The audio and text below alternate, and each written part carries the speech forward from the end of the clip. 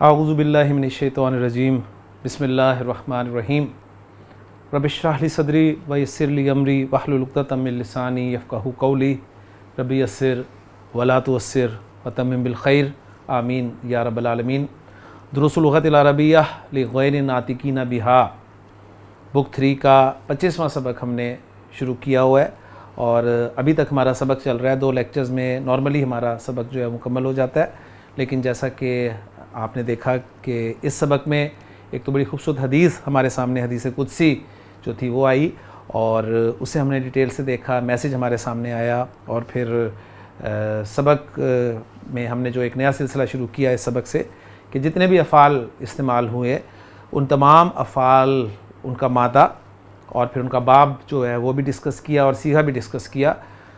تو اس لیے تھوڑا سا وہ لیکچر جو ہے ہمارا لمبا ہوتا گیا، لیکن آج انشاءاللہ تعالیٰ امید ہے کہ ہمارا لیسن ختم ہو جائے گا اور تمارین بھی کچھ نہ کچھ ہم انشاءاللہ تعالیٰ اس لیکچر میں حل کر لیں گے۔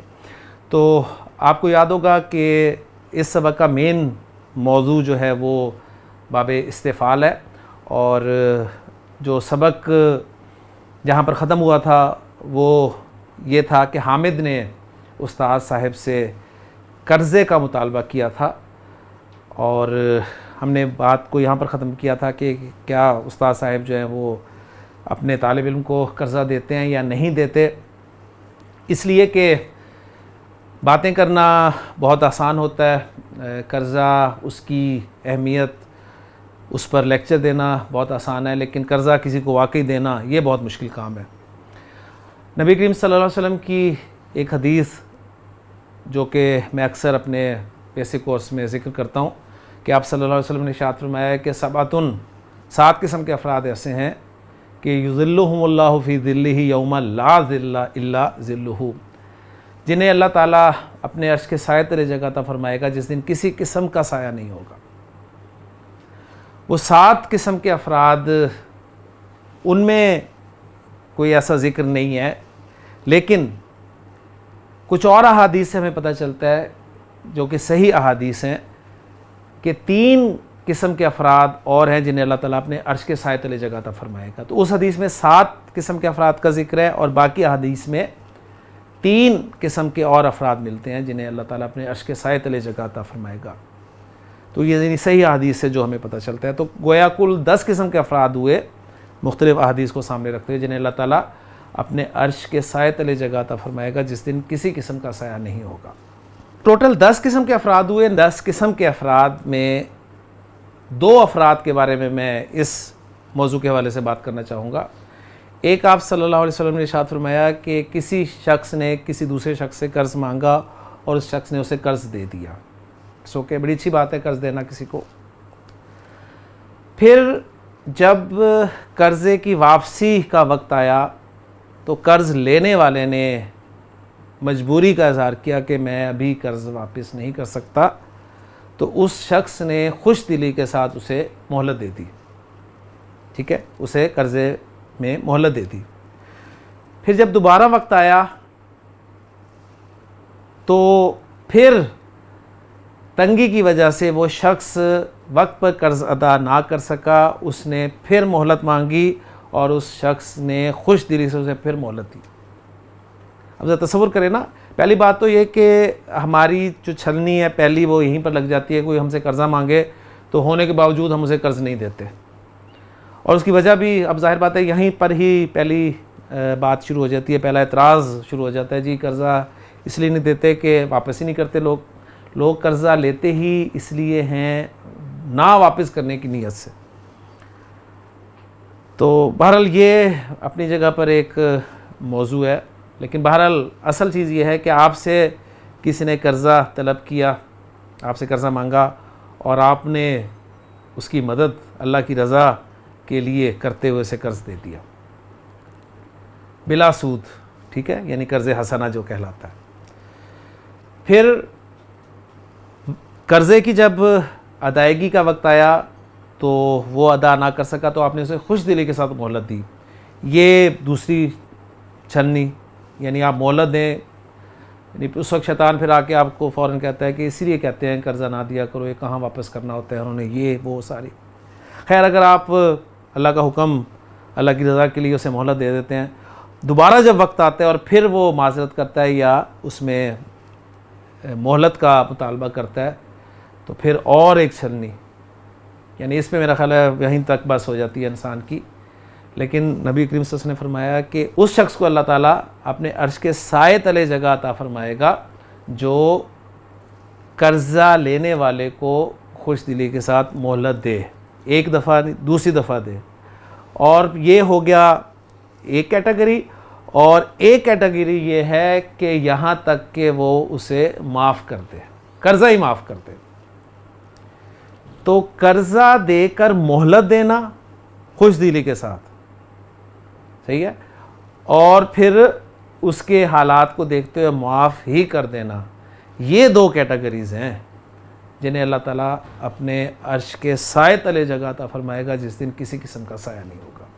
تو اللہ تعالیٰ سے دعا ہے کہ جی اللہ تعالیٰ ہمیں یہ جو 10 کیٹیگریز ہیں ان میں سے کسی کیٹیگری میں کوئی جگہ عطا فرما دے، کوئی مقام عطا فرما دے، کیونکہ وقت بہت سخت ہوگا. وہ سورہ سوا نیزے پر لوگ اپنے اعمال کے حساب سے پسینے میں ڈوبے ہوئے ہوں گے اور حساب کتاب شروع نہیں ہو رہا ہوگا، تو بڑا سخت معاملہ ہے جی. تو اگر سایہ ہوگا تو صرف اللہ تعالیٰ کے عرش کا سایہ ہوگا، اور اس میں 10 قسم کے خوش نصیب افراد آپ کہہ لیں اس سائے تلے ہوں گے. تو اس سائے میں ہم بھی کسی جگہ پر آ جائیں، اللہ تعالیٰ توفیق عطا فرمائے. تو چلتے ہیں سبق کی طرف، دیکھتے ہیں جی حامد نے قرضہ مانگا تھا استاد سے، تو استاد نے قرضہ دیا یا نہیں دیا. المدرس استاد، نام جی ہاں انشاءاللہ میں تمہیں قرضہ دے دوں گا. ماشاءاللہ جی، بڑی خوشی ہوئی، کیونکہ اصل استاد وہی ہوتا ہے جی جو پھر آپ کو عمل کر کے بھی دکھائے. یعنی اس سے پہلے قرضے پہ چاہے استاد نے لیکچر دیا ہو 1 گھنٹے کا اور کوئی قرضہ ڈیمانڈ کر دے تو پھر ہونے کے باوجود آپ نہ دیں. حامد کہتے ہیں جی جزاک اللہ خیرن، اللہ آپ کو بہترین بدلہ دے جی.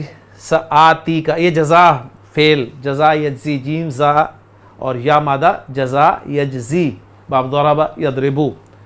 سآتی کا عطا یاتی، باب ضرب یضربو آنا. سآتی کا میں آؤں گا بعد صلاۃ العصر انشاءاللہ، میں انشاءاللہ عصر کی نماز کے بعد آپ کے پاس آؤں گا. آتی کا یعنی اصل میں تھا اندہ کا، تو آتی کا.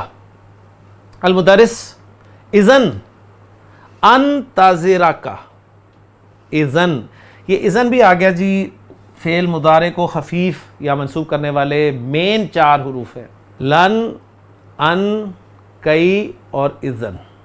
ٹھیک ہے، یہ 4 حروف ہیں. اذن تب تو کے معنی میں آتا ہے، اور انتظر ینتظرو. اذن فعل مضارع کو خفیف کرتا ہے، انتظرا. اذن انتظرا کا انتظار، تب تو میں تمہارا انتظار کروں گا. نون زا را مادہ باب افتعال. حامد انت الآن فی بیتک الجدید، اب آپ اپنے نئے گھر میں ہیں. اب وہ کنفرم کر رہا ہے، اب آپ اپنے نئے گھر میں ہیں. فی بیتک الجدید الیس کذالک، کیا ایسا نہیں ہے؟ المدرس بلا، کیوں نہیں، وائی ناٹ، آف کورس ایسا ہی ہے. حامد عسا، پچھلے کسی سبق میں ہم نے عسا پڑھا ہے. عسا ان تکون مستریحا فیہ، میں امید کرتا ہوں کس چیز کی، کہ ان تکونا، کانا یکونو اس کا ایک اسم ہو گیا اور ایک خبر مستریحن منصوب خبر آ گئی. اس طرح یستریحو باب استفعال، را یا ہا مادہ اس سے مستریحن اسم الفاعل. عسا ان تکونا مستریحا فیہ، میں امید کرتا ہوں کہ آپ اس میں آرام سے ہوں گے. المدرس نام ہاں الحمدللہ، اللہ کا شکر ہے. لیں جی یہاں پر ہمارا سبق جو ہے وہ مکمل ہو گیا. باب استفعال کا بہت خوبصورت سبق، فعل ماضی، فعل مضارع، پھر اسم الفاعل، اسم المفعول، فعل امر، فعل نہی، خوبصورت حدیث، میسج، سب کچھ تھا. چلتے ہیں جی تمارین کی طرف. اور پہلی تمرین حسب معمول اجب عن الاسئلۃ الآتیۃ. پہلا سوال ہے جی متى استيقظ زکریا من النوم. زکریا نیند سے کب بیدار ہوا؟ دوسرا سوال لما تأخر عبد الملک. عبد الملک نے دیر کیوں کی؟ تیسرا سوال ماذا طلب حامد من المدرس. حامد نے استاد سے کیا طلب کیا، کیا مانگا؟ دوسری تمرین ہے جی جو کہ ابواب میں نمبر 2 کنٹینیوٹی کے ساتھ چل رہی ہے، یعنی دوسری تمرین ہمیشہ باب کے تعارف میں ہوتی ہے. من ابواب الفعل الثلاثی المزیدی. اکٹھا پڑھ لوں. باب استفعل، ثلاثی مزید فعل کے ابواب میں سے باب استفعال ہے. زیدت، زیادہ یزید، زیادہ کرنا. زیدت فی اولہ حمزۃ و سین و تاء.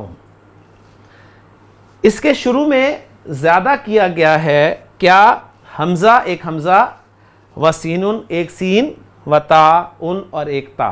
نحو مثال کے طور پر استقبلا، قاف با لام مادہ تھا جی، اس کے شروع میں حمزہ، سین اور تا زائد لایا گیا. استقبلا. غین فارا استغفرا. میم رارا استمرہ.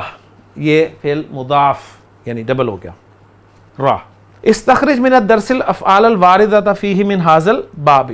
اس باب سے وارد ہونے والے افعال سبق میں سے باہر نکال لیں جی آپ نے. ٹھیک ہے، وہ ساری ہم نے جو ورکنگ کی ہے الحمدللہ پوری ایک لسٹ تیار ہو جاتی ہے آپ کی مختلف ابواب کی. تو باب استفعال کی لسٹ جو ہے وہ آپ نے الگ کر لینی ہے. آگے چلتے ہیں جی. تیسری تمرین ہے تامل المثال. مثال پر غور کر. ثم ہاتی المضارع والامر والمصدر من الافعال الآتیۃ. پھر آپ نے فعل مضارع، فعل امر، فعل اور اس کا مصدر لانا ہے. مثال پر غور کر لیں جی. الماضی، المضارع، الامر اور المصدر. استقبلا یستقبلو. استقبلا یستقبلو. استقبل. استقبل. کیا ہوا ذرا فعل مضارع پہ دیکھ لیں. علامت مضارع ہٹ گئی ہے، حمزہ لگ گیا ہے زیر کے ساتھ اور لام کلمہ ساکن ہو گیا، تو یہ آپ کا فعل امر بن جائے گا. استقبلا یستقبلو. استقبل اور استقبال. استغفرا یستغفرو. استغفر. استغفار. استعدہ یستعدو. استعدہ. استعدہ کیونکہ فعل مضاف کو بلیغ، فصیح زبر حرکت دی جاتی ہے. اور استعداد. استعداد. استلقا یستلقی. استلقا یا ڈراپ ہو جائے گی. استلقا.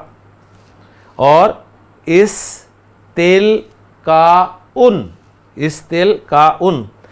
استراح یستریح.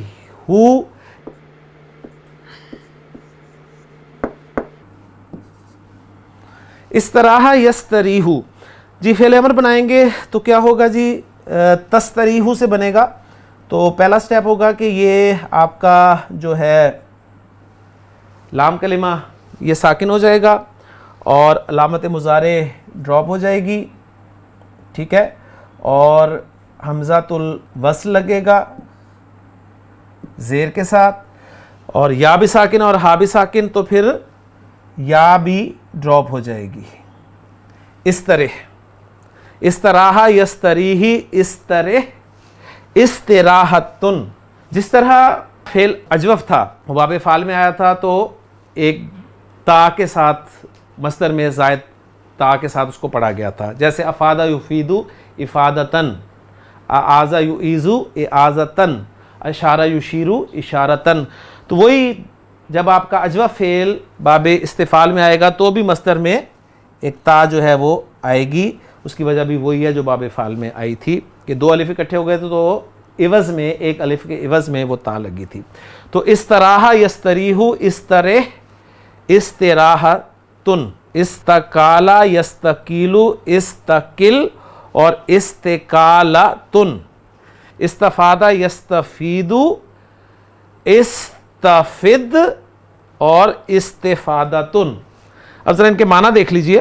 استقبال کے معنی استقبال کرنا، استغفار کے معنی استغفار کرنا، معافی مانگنا، استعداد کے معنی تیار ہونا، مستعد اس سے پھر اسم الفاعل بنے گا۔ استلقاء کے معنی چت لیٹنا، سیدھا لیٹنا۔ استراحہ کے معنی آرام کرنا۔ استقالہ کے معنی ریزائن کرنا، اور استفادہ کے معنی فائدہ حاصل کرنا۔ تو استفادہ کرنا اصل میں اردو میں ہم یہ بھی غلط بولتے ہیں، ہم اکثر کہتے ہیں جی میں آپ کے، مجھے اکثر فون آتے ہیں اسٹوڈنٹس کہتے ہیں جی ہم آپ کے لیکچر سے استفادہ حاصل کر رہے ہیں۔ تو استفادہ اس میں حاصل کرنا کا مفہوم آلریڈی ہوتا ہے، ٹھیک ہے، تو ہم آپ کے لیکچر سے استفادہ کر رہے ہیں، صحیح ہے، تو استفادہ حاصل نہیں ہوگا کیونکہ حاصل کا مفہوم اس میں خود ہی ہوتا ہے۔ تو الحمدللہ جی یہ فعل ماضی، فعل مضارع، فعل امر اور مصدر بن گیا۔ اگلی تمرین کی طرف چلتے ہیں جی۔ اگلی تمرین ہے عین فی الامثلۃ الآتیۃ باب استفعل بمشتقاتہ۔ آپ نے آنے والی مثالوں میں استفعال باب اس کے مشتقات کے ساتھ جو ہے ان کی تعین کرنی ہے۔ ہم نے پڑھا تھا سبق میں استحمّ یستحم، استحمّ یستحم استحمام، اس کے معنی ہوتے ہیں غسل کرنا۔ استحم کل صباح، میں ہر صبح غسل کرتا ہوں، میں ہر صبح نہاتا ہوں۔ استحمّ یستحم، استحمّ یستحم فعل مضارع واحد متکلم کا صیغہ۔ دوسری ایگزامپل ہے استاجرتو، استاجرتو، استاجر یستاجرو، یہ ہوتا ہے اجرت پہ لینا، کرائے پر لینا، اس سے یہ فعل ماضی واحد متکلم کا صیغہ ہے۔ استاجرتو، میں نے کرائے پر لیا کیا؟ ہذہ الشقۃ، ہذہ الشقۃ یہ فلیٹ، یہ اپارٹمنٹ، ب15 الف ریال، 1500 ریال میں۔ تیسری ایگزامپل ہے یستمر، استمرار، استمرار، استمر یستمر جاری رہنا۔ یستمر الامتحان یومین، 2 دن امتحان جاری رہے گا، تو یہ فعل مضارع کا صیغہ ہے۔ چوتھی ایگزامپل استعدوا، تیاری کرنا، فعل امر ہے۔ استعدوا للامتحان، امتحان کی تیاری کرو، فإنہ قریب جدا، اس لیے کہ بہت قریب ہے، اس لیے کہ یہ بہت قریب ہے۔ پانچواں جملہ، پانچویں ایگزامپل استسلم المجرم للشرطۃ۔